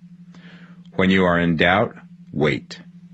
Fall back on the contemplation of your vision, and increase your faith and purpose. And by all means, in times of doubt and indecision, cultivate gratitude. A day or two spent in contemplating the vision of what you want, and in earnest thanksgiving that you are getting it, will bring your mind into such close relationship with the Supreme that you will make no mistake when you do act. There is a mind which knows all there is to know, and you can come into close unity with this mind by faith and the purpose to advance in life if you have deep gratitude. Mistakes come from acting hastily, or from acting in fear or doubt, or in forgetfulness of the right motive, which is more life to all and less to none. As you go on in the certain way, opportunities will come to you in increasing number, and you will need to be very steady in your faith and purpose, and to keep in close touch with the all-mind by reverent gratitude. Do all that you can do in a perfect manner every day, but do it without haste, worry, or fear. Go as fast as you can, but never hurry. Remember that in the moment you begin to hurry, you cease to be a creator and become a competitor. You drop back upon the old plane again. Whenever you find yourself hurrying, call a halt. Fix your attention on the mental image of the thing you want, and begin to give thanks that you are getting it. The exercise of gratitude will never fail to strengthen your faith and renew your purpose. Chapter 14. The Impression of Increase. Whether you change your vocation or not, your actions for the present must be those pertaining to the business in which you are now engaged. You can get into the business you want by making constructive use of the business you are already established in, by doing your daily work in a certain way. And insofar as your business consists in dealing with other men, whether personally or by letter, the key thought of all your efforts must be to convey to their minds the impression of increase. Increase is what all men and women are seeking. It is the urge of the formless intelligence within them, seeking fuller expression. The desire for increase is inherent in all nature. It is the fundamental impulse of the universe. All human activities are based on the desire for increase. People are seeking more food, more clothes, better shelter, more luxury, more beauty, more knowledge, more pleasure. Increase in something, more life. Every living thing is under this necessity for continuous advancement. Where increase of life ceases, dissolution and death set in at once. Man instinctively knows this, and hence he is forever seeking more. This law of perpetual increase is set forth by Jesus in the parable of the talents. Only those who gain more retain any. From him who hath not shall be taken away even that which he hath. The normal desire for increased wealth is not an evil or a reprehensible thing. It is simply the desire for more abundant life. It is aspiration. And because it is the deepest instinct of their natures, all men and women are attracted to him who can give them more of the means of life. In following the certain way, you are getting continuous increase for yourself, and you are giving it to all with whom you deal. You are a creative center from which increase is given off to all. Be sure of this, and convey assurance of the fact to every man, woman, and child with whom you come in contact. No matter how small the transaction, even if it be only the selling of a stick of candy to a little child, put into it the thought of increase, and make sure that the customer is impressed with the thought. Convey the impression of advancement with everything you do, so that all people shall receive the impression that you are an advancing man, and that you advance all who deal with you. Even to the people whom you meet in a social way, without any thought of business, and to whom you do not try to sell anything, give the thought of increase. You can convey this impression by holding the unshakable faith that you, yourself, are in the way of increase, and by letting this faith inspire, fill, and permeate every action. Do everything that you do in the firm conviction that you are an advancing personality, and that you are giving advancement to everybody. Feel that you are getting rich, and that in doing so you are making others rich, and conferring benefits to all. Do not boast or brag of your success, or talk about it unnecessarily. True faith is never boastful. Wherever you find a boastful person, you find one who is secretly doubtful and afraid. Simply feel the faith, and let it work out in every transaction. Let every act and tone and look express the quiet assurance that you are getting rich, that you are already rich. Words will not be necessary to communicate this feeling to others. They will feel the sense of increase when in your presence, and will be attracted to you again. You must so impress others that they will feel that in associating with you they will get increase for themselves. See that you give them a use value greater than the cash value you are taking from them. Take an honest pride in doing this, and let everybody know it, and you will have no lack of customers. People will go where they are given increase, and the Supreme, which desires increase in all, and which knows all, will move towards you men and women who have never heard of you. Your business will increase rapidly, and you will be surprised at the unexpected benefits which will come to you. You will be able from day to day to make larger combinations, secure greater advantages, and to go on into a more congenial vocation if you desire to do so. You must never lose sight of your vision of what you want, or your faith and purpose to get what you want. Let me here give you another word of caution in regards to motives. Beware of the insidious temptation to seek for power over other men. Nothing is so pleasant to the unformed or partially developed mind as the exercise of power or dominion over others. The desire to rule for selfish gratification has been the curse of the world. For countless ages, kings and lords have drenched the earth with blood in their battles to extend their dominions. This is not to seek more life for all, but to get more power for themselves. Today, the main motive in the business and industrial world is the same. Men marshal their armies of dollars and lay waste the lives and hearts of millions in the same mad scramble for power over others. Commercial kings, like political kings, are inspired by the lust for power. Jesus saw in this desire for mastery the moving impulse of that evil world he sought to overthrow. Read the 23rd chapter of Matthew and see how he pictures the lust of the Pharisees to be called master, to sit in the high places, to domineer over others, and to lay burdens on the backs of the less fortunate. And note how he compares this lust for dominion with the brotherly seeking for the common good to which he calls his disciples. Look out for the temptation to seek for authority, to become a master, to be considered as one who is above the common herd, to impress others by lavish display, and so on. The mind that seeks for mastery over others is the competitive mind, and the competitive mind is not the creative one. In order to master your environment and your destiny, it is not at all necessary that you should rule over your fellow men, and indeed, when you fall into the world's struggle for the high places, you begin to be conquered by fate and environment, and your getting rich becomes a matter of chance and speculation. Beware the competitive mind. No better statement of the principle of creative action can be formulated than the favorite declaration of the late Golden Rule Jones of Toledo.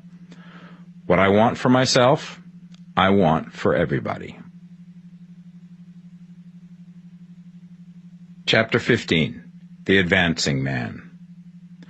What I have said in the last chapter applies as well to the professional man and the wage earner as to the man who is engaged in mercantile business. No matter whether you are a physician, a teacher, or a clergyman, if you can give increase of life to others and make them sensible of the fact, they will be attracted to you and you will get rich.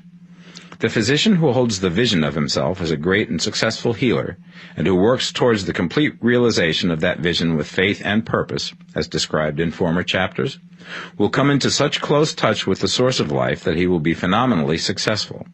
Patients will come to him in throngs. No one has a greater opportunity to carry into effect the teaching of this book than the practitioner of medicine. It does not matter to which of the various schools he may belong, for the principle of healing is common to all of them, and may be reached by all alike. The advancing man in medicine, who holds to a clear mental image of himself as successful, and who obeys the laws of faith, purpose, and gratitude, will cure every curable disease he undertakes, no matter what remedies he may use. In the field of religion, the world cries out for the clergyman who can teach his hearers the true science of abundant life. He who masters the details of the science of getting rich, together with the allied sciences of being well, of being great, and of winning love, and who teaches these details from the pulpit, will never lack for a congregation. This is the gospel that the world needs. It will give increase of life, and men will hear it gladly, and will give liberal support to the man who brings it to them. What is now needed is a demonstration of the science of life from the pulpit. We want preachers who can not only tell us how, but who, in their own persons, will show us how. We need the preacher who will himself be rich, healthy, great, and beloved, to teach us how to attain to these things, and when he comes, he will find a numerous and loyal following. The same is true of the teacher who can inspire the children with the faith and purpose of the advancing life. He will never be out of a job. And any teacher who has this faith and purpose can give it to his pupils. He cannot help giving it to them if it is part of his own life and practice. What is true of the teacher, preacher, and physician is true of the lawyer, dentist, real estate man, insurance agent, of everybody. The combined mental and personal action I have described is infallible. It cannot fail. Every man and woman who follows these instructions steadily, perseveringly, and to the letter will get rich. The law of the increase of life is as mathematically certain in its operation as the law of gravitation. Getting rich is an exact science. The wage earner will find this as true of his case as of any others mentioned. Do not feel that you have no chance to get rich because you are working where there is no visible opportunity for advancement, where wages are small and the cost of living high. Form your clear mental vision of what you want and begin to act with faith and purpose. Do the work that you can do every day and do each piece of work in a perfectly successful manner. Put the power of success and the purpose to get rich into everything that you do. But do not do this merely with the idea of currying favor with your employer in the hopes that he or those above you will see your good work and advance you. It is not likely that they will do so. The man who is merely a good workman, filling his place to the very best of his ability and satisfied with that, is valuable to his employer, and it is not to the employer's interest to promote him. He is worth more where he is. To secure advancement, something more is necessary than to be too large for your place. The man who is certain to advance is the one who is too big for his place, and who has a clear concept of what he wants to be, who knows that he can become what he wants to be, and who is determined to be what he wants to be. Do not try to more than fill your present place with a view to pleasing your employer. Do it with the idea of advancing yourself. Hold the faith and purpose of increase during work hours, after work hours, and before work hours. Hold it in such a way that every person who comes in contact with you, whether foreman, fellow workman, or social acquaintance, will feel the power of purpose radiating from you, so that everyone will get the sense of advancement and increase from you. Men will be attracted to you, and if there is no possibility for advancement in your present job, you will very soon see an opportunity to take another job. There is a power which never fails to present opportunity to the advancing man who is moving in obedience to law. God cannot help helping you if you act in a certain way. He must do so in order to help himself.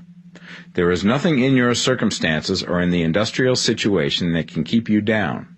If you cannot get rich working for the Steel Trust, you can get rich on a 10-acre farm. And if you begin to move in the certain way, you will certainly escape from the clutches of the Steel Trust and get on to the farm or wherever else you wish to be. If a few thousands of its employees would enter upon the certain way, the Steel Trust would soon be in a bad plight. It would have to give its working men more opportunity or go out of business. Nobody has to work for a trust. The trusts can keep men in so-called hopeless conditions only so long as there are men who are too ignorant to know of the science of getting rich, or too intellectually slothful to practice it. Begin this way of thinking and acting, and your faith and purpose will make you quick to see any opportunity to better your condition. Such opportunities will speedily come, for the Supreme, working in all and working for you, will bring them before you. Do not wait for an opportunity to be all that you want to be. When an opportunity to be more than you are now is presented, and you feel impelled toward it, take it. It will be the first step towards a greater opportunity. There is no such thing possible in this universe as a lack of opportunities for the man who is living the advancing life.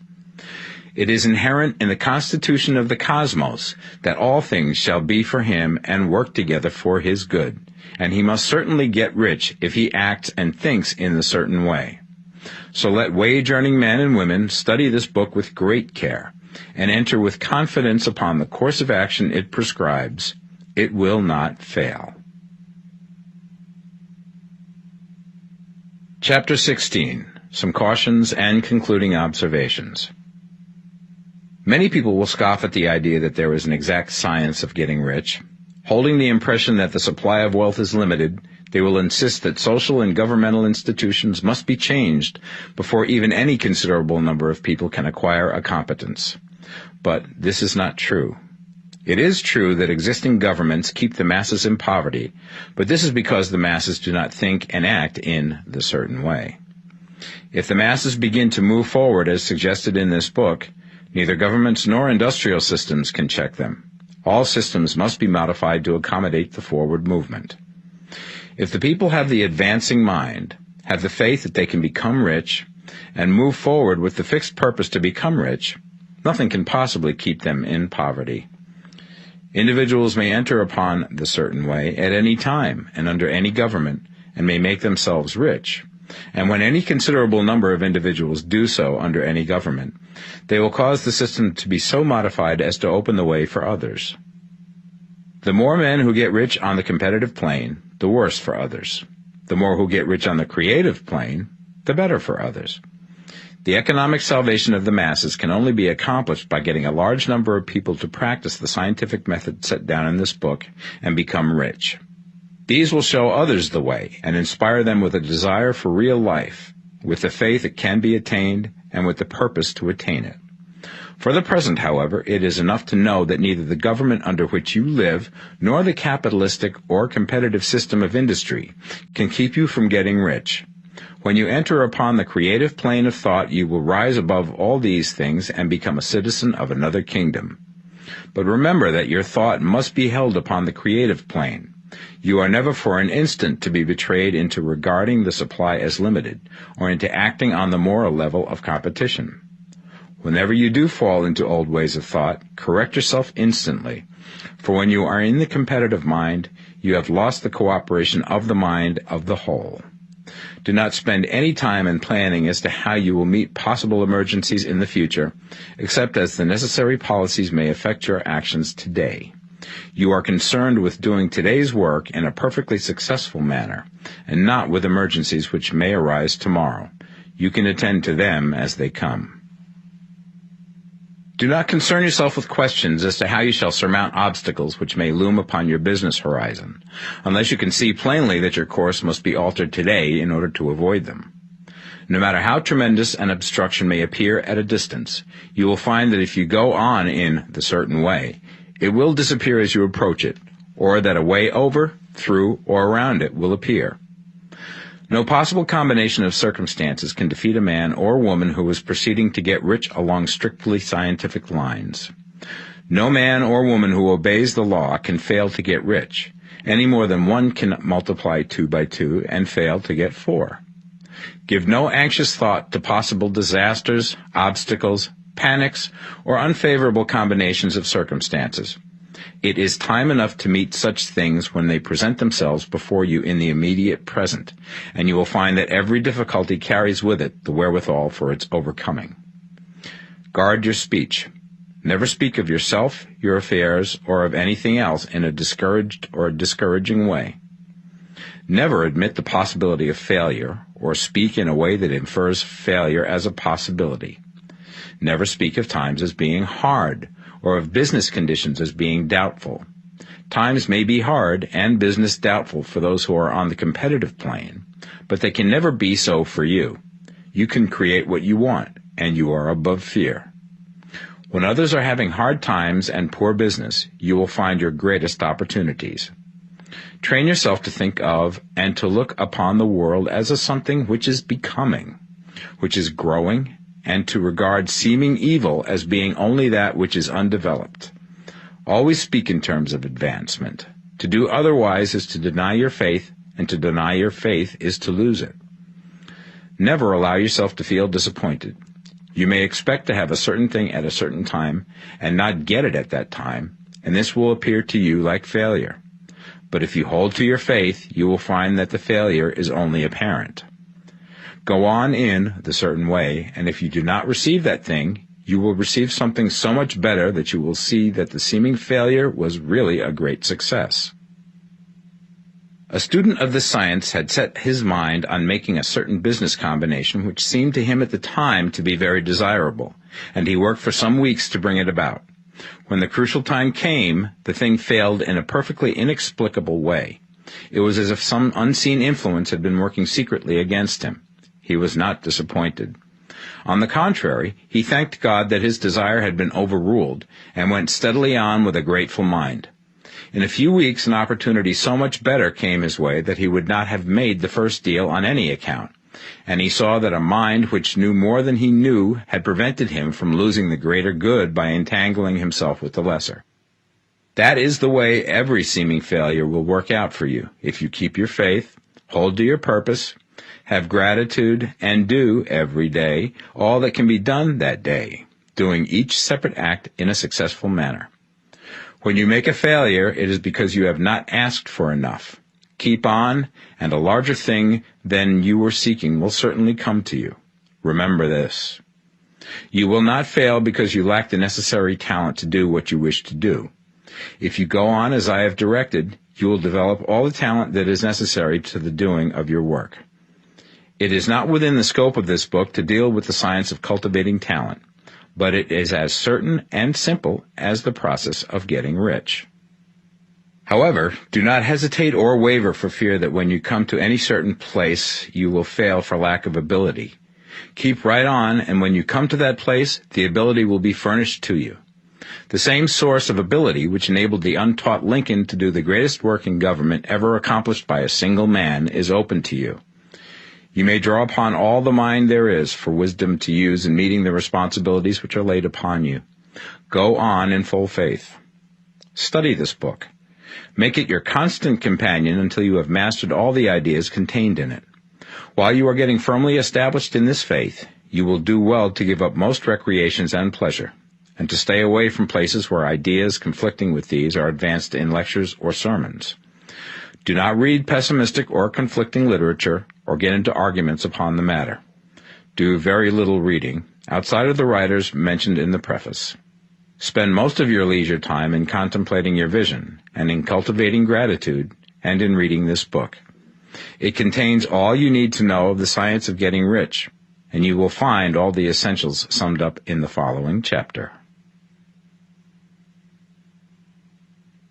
Chapter 17. Summary of the Science of Getting Rich.